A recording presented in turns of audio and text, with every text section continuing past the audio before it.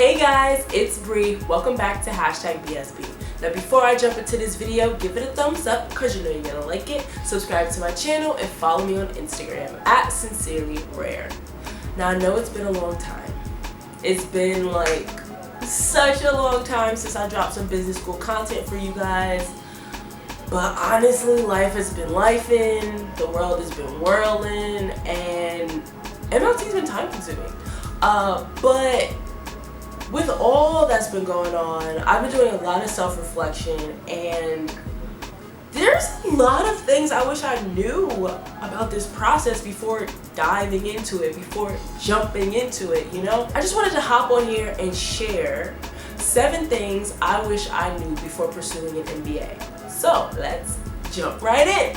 The first thing, number 1, I wish I knew how much self-reflection and introspection was involved in this process. These essays, the goal is to get to the root of you, who you are, and all that you embody within, 700 words, 400 words, sometimes 150 words. So you really have to know yourself, know your story, know your why for everything. Why for everything. Just why do you want to get an MBA? Why do you want to go to this school? Why do you want to go to that school? Why do you want to pursue this concentration? Why do you want to go into this field post MBA? There's so many whys, and it's just oh my goodness. It forces you to really take a deep look within yourself and get to the root of that why. And then after you find the root to that why, tie it all together. Put it in your essay. Make it weave through your resume and your interview, your interactions with the AOs and all that good stuff. Number 2, I wish I knew how much of an emotional roller coaster this journey would be. I'm a crybaby. I cry about once a month. Since starting this journey and taking the GMAT a million times, I cry way more frequently. This journey, this exam, all this self-reflection, the healing that needs to take place before business school has had me on an emotional roller coaster. And the same for my friends. Going through MLT, that's a journey in itself, so there's been a lot of crying there. The process is just so up and down, and your emotions, your physical, your mental being is going to go nuts. Number 3, I wish I knew how much this journey would cost. I really wish I did. I wish I would have known how much tutoring was going to cost. Other types of GMAT prep. Actually visiting schools. Prep programs.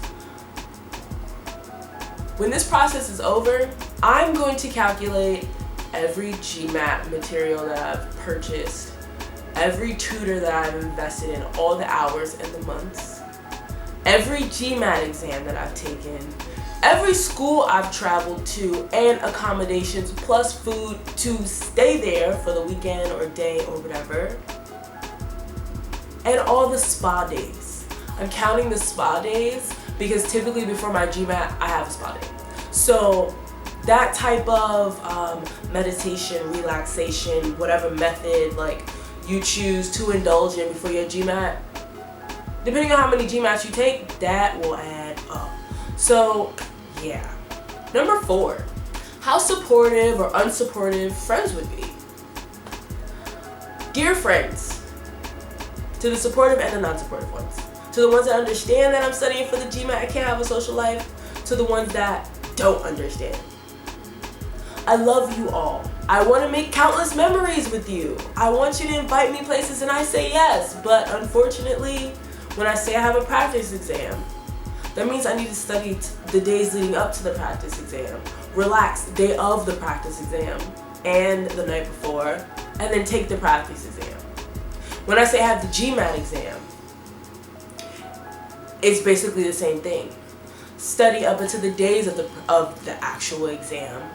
Relax at least one full day before the exam. Multiple days if I can get off before the exam.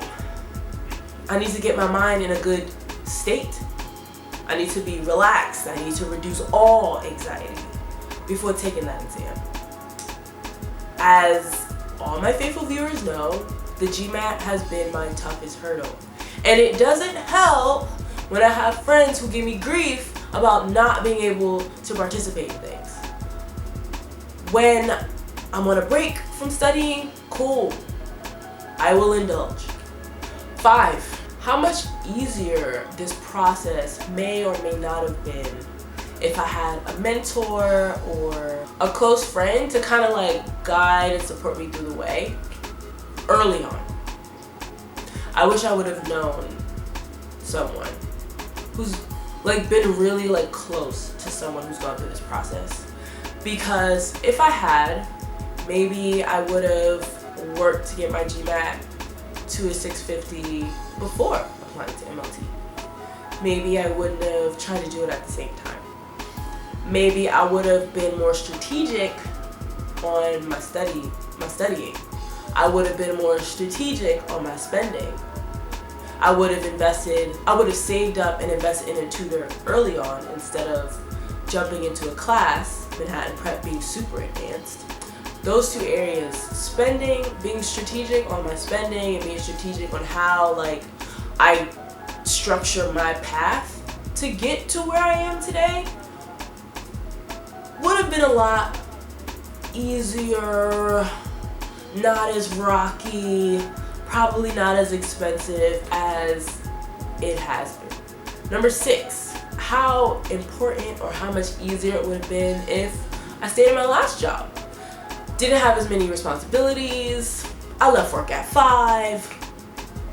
Between like the workday, I could like dip off and study, no problem. I could do informational interviews, no problem. I had hiding spots in my last job.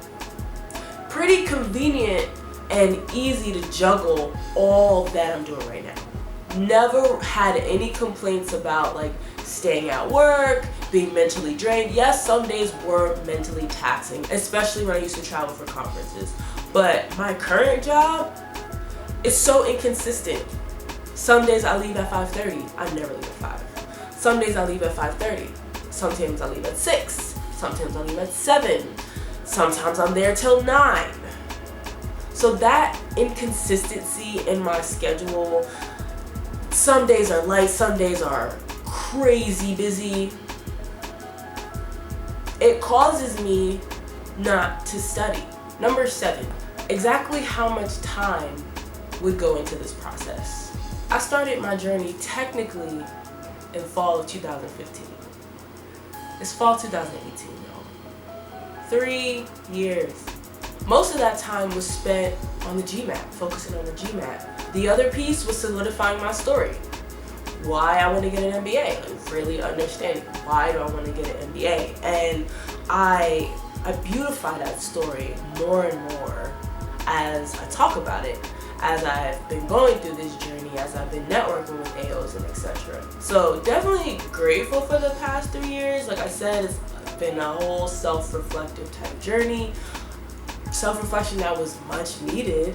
But yeah, I just wish I knew that it would take this long. Like, I know friends who are in master's programs and kind of just like walked up, applied, and like started.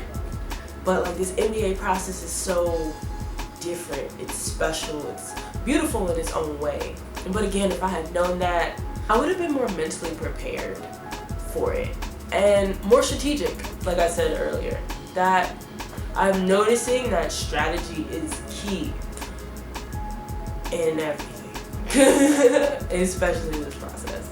So yeah, those are the 7 things that I wish I knew before pursuing an MBA.